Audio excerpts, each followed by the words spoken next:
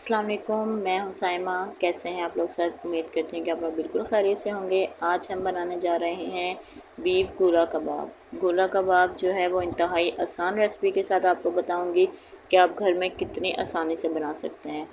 चलें जी recipe start करते हैं। जिसके लिए मैंने लिया है ये तकरीबन एक हाफ़ के जी कीमा होगा।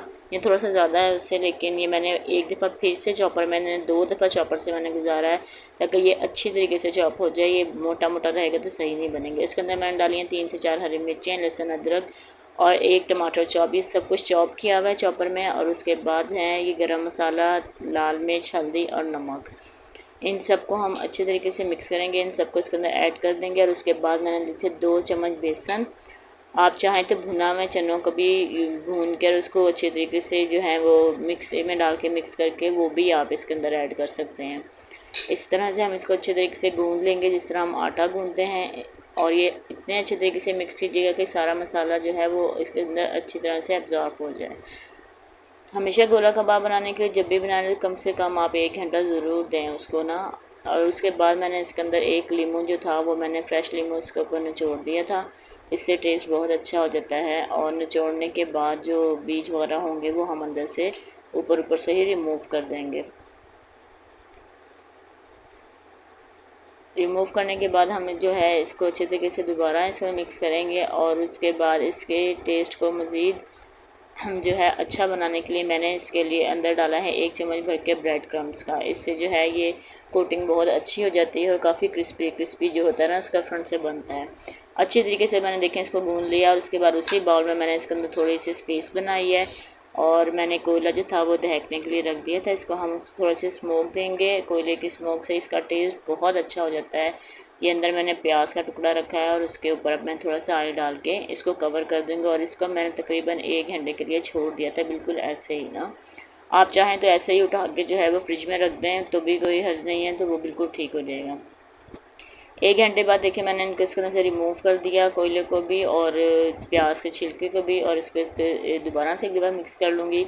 और जब मैंने इसका ढक्कन उठाया ना, यकीन करें इतनी अच्छी खुशबू आ रही थी ना स्मोकी, जो मुझे तो बहुत पसंद आई है ना। इसके बाद हम इसके बनाएंगे कबाब। और जिसके लिए हम अपने हाथों पे हल्का सा ऑयल लगा लेंगे ताकि कबाब बनाना आसानी हो जाए। और मैंने ली है ये पेंसिल, इससे बना सकते हैं आप, किसी भी स्टिक से लेके बना सकते हैं बहुत आसानी के साथ। इसको पहले हम अच्छे तरीके से गोल हाथ से करेंगे और फिर इसके अंदर हम पेंसिल को जो है वो ये देखिए पेंसिल के साथ ही बहुत आसानी से बन गए थे।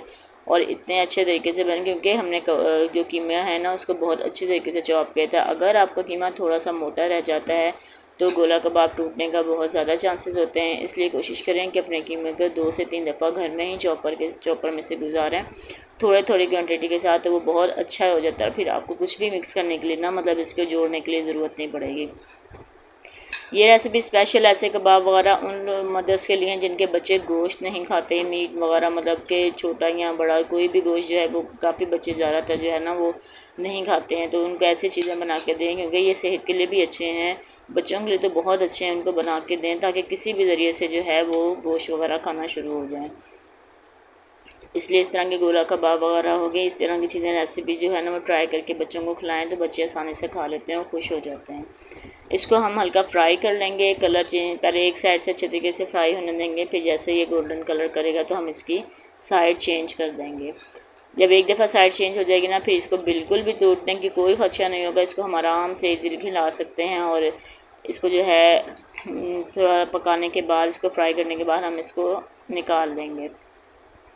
देखिए मैं अब इसको आराम से हिला रही हूँ, ये बिल्कुल भी नहीं टूटेंगे अब। और ये देखें कितने अच्छे बने हैं, ये बहुत अच्छे सॉफ्ट और जूसी बने थे, बहुत अच्छा टेस्ट था इनका। लास्ट में मैंने इसके अंदर फ्राई पैन के अंदर ही जो है मैंने प्याज़ों को गोल स्लाइसिस में काट के जो है उसी फ्राई पैन में मैंने ऑयल निकाल दिया था, तो उसके अंदर ही मैंने प्याज डाल दिए और उसके ऊपर मैंने रख दिए थे गोला कबाब, जिससे जो है इसका टेस्ट और ज़्यादा अच्छा हो जाता है। और आप लोग अपने मेहमानों के आगे पेश कर सकते हैं किसी तरह से भी। इसको अच्छे तरह से डेकोरेट कीजिए, मेहमानों के आगे पेश कीजिए, अपने बच्चों को दीजिए।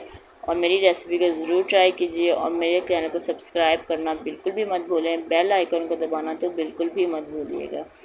अपना जो है आपने ये ट्राई ज़रूर करनी है। आप इसको गार्निशिंग के लिए हरा धनिया, लाल मिर्च, हरी मिर्च कुछ भी बारीक बारीक काट के इसके ऊपर पे डाल सकते हैं, जो कि देखने में बहुत खूबसूरत लगती है।